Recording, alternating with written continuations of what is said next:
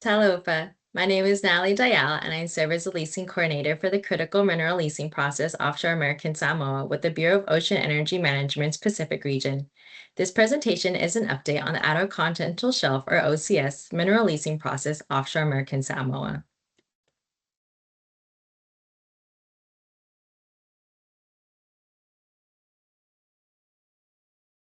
In this presentation, I will provide an overview of BOEM's role in managing resources on the OCS, an overview of the OCS mineral lease sale process, including authorized activities on a lease, the latest step of area identification, an overview and update on the current environmental review process, seabed mineral-related studies and surveys, and next steps.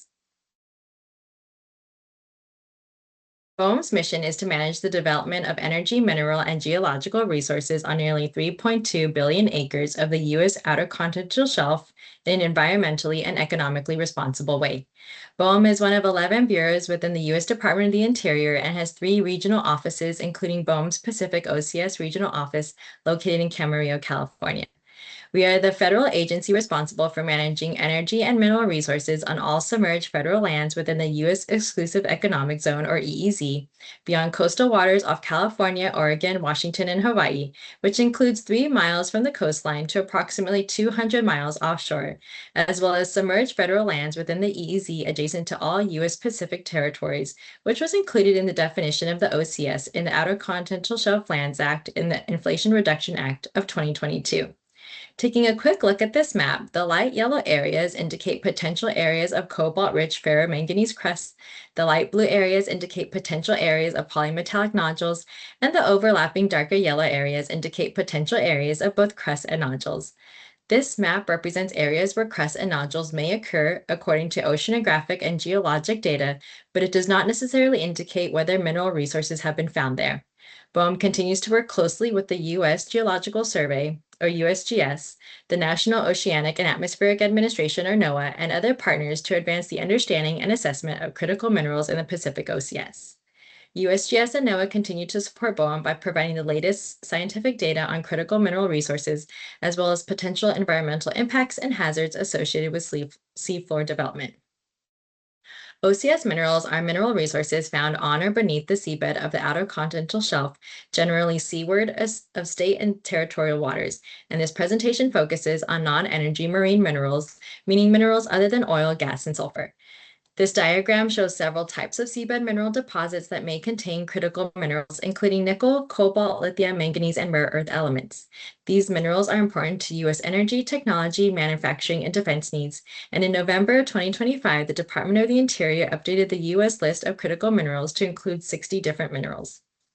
In the OCS offshore American Samoa, we are primarily discussing the potential for polymetallic nodules, which are nodules that occur on soft sediments of abyssal plains at depths of 3,500 to 6,000 meters or 11,000 to 20,000 feet, as well as cobalt-rich ferromanganese crusts that form on the sides and summits of seamounts and ridges at depths of 400 to 7,000 meters or 1,300 to 23,000 feet deep.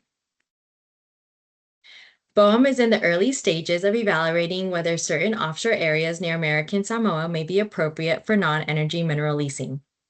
For the leasing process for minerals offshore American Samoa, the process began with the Request for Information and Interest, or RFI, which allowed BOEM to gather information from the public, industry, government agencies, and other interested parties. BOEM then used that information to identify an area for further consideration. That identified area is now undergoing review under the National Environmental Policy Act, or NEPA. The area is intentionally broad at this stage so BOEM can evaluate potential mineral resources and leasing considerations before deciding whether to move forward. If BOEM decides to continue after area identification and environmental review, the next step would be a proposed leasing notice published in the Federal Register. That notice would describe the proposed lease sale process, including potential lease terms, payments, stipulations, and bidding procedures. BOEM would then consider comments from the governor before deciding whether to issue a final leasing notice. A final leasing notice would identify the specific areas and minerals offered for lease and provide the final auction details and lease terms. Only after those steps are complete could BOEM hold a competitive OCS mineral lease sale. If a lease sale is held, then under an executed lease, a lessee would be authorized to, one, conduct preliminary activities on its lease area, which include performing bathymetric, geological, geophysical mapping, and other surveys necessary to develop a comprehensive delineation testing or mining plan, as well as two, submit these delineation testing or mining plans for technical and environmental reviews by BOEM. Delineation plans describe the activities to locate minerals and quantify and qualify minerals. Testing plans describe feasibility studies, pilot programs to evaluate processing techniques and technology, and activities to determine environmental impacts. And the mining plan includes detailed technical and engineering information and would cover all mineral development, production, and processing activities, including detailed descriptions, illustrations, and explanations of the proposed activities, and accurately present the lessee's proposed plan of operation. A lessee may submit a delineation plan and or mining plan before submitting a delineation plan and or testing plan before submitting a mining plan if those activities are needed to obtain additional data and information to develop their mining plan. Lessees are required to submit a mining plan for review prior to conducting mining activities under their lease, and the mining plan may include proposed delineation or testing activities. It is important to note that the lessee must receive approval from BOEM prior to conducting the delineation, testing, and mining activities described in their plan or plans. The latest completed step in the process was area identification, also called Area ID, for potential critical mineral leasing on the OCS offshore American Samoa, which was published on November 10th of 2025.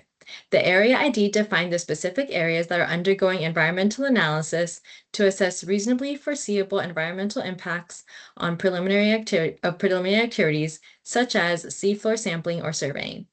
This step followed the publication of the Request for Information and Interest RFI, which was in the Federal Register on June 16, 2025, and initiated a 30-day public comment period, later extended by an additional 30 days at the request of the Governor of American Samoa. The Area ID decision was informed by the industry nominations, public comments, and feedback from local government and stakeholders received by BOEM during the RFI period. Area ID is not a decision to lease, but rather a planning step that ensures further decisions are grounded in environmental analysis and intergovernmental coordination. Additional information and the Area ID decision memo can be found on the BOEM American Samoa webpage.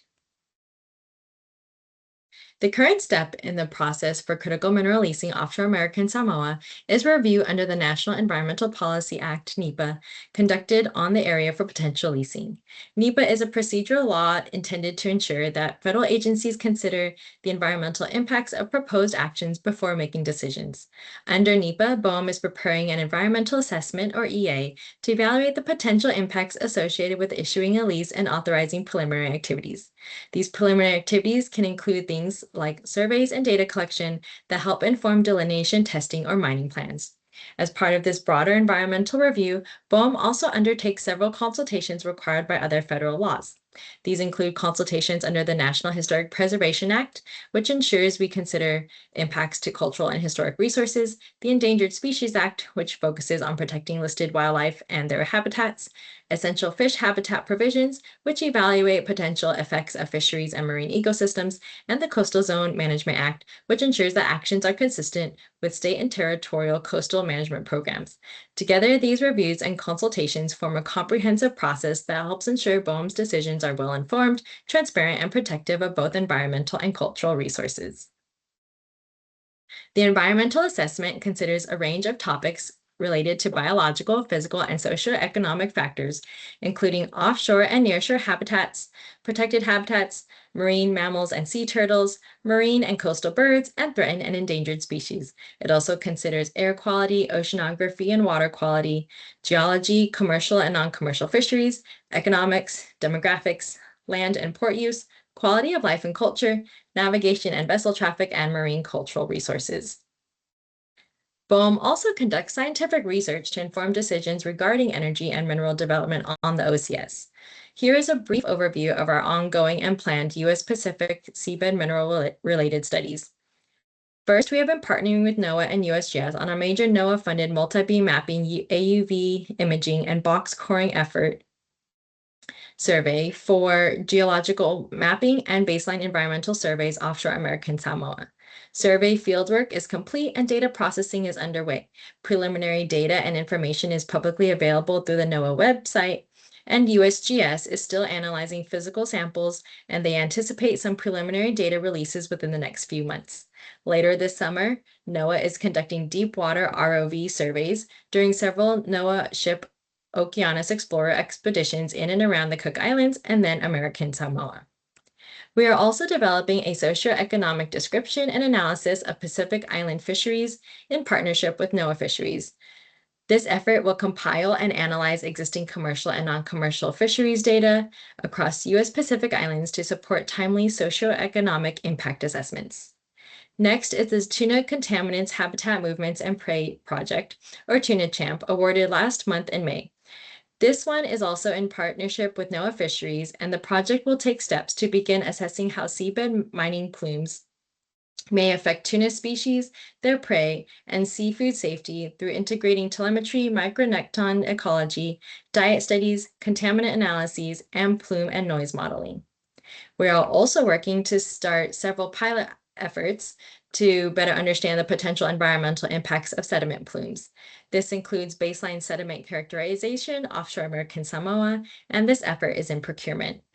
We also plan to expand sea turtle distribution studies through additional tagging work with NOAA Fisheries, and this effort is also currently in procurement. And we are also working to start the Maritime Heritage Study, originally led by East Carolina University. This study is currently in the process of being procured, and it will synthesize archival data on submerged and terrestrial archaeological resources and traditional cultural properties.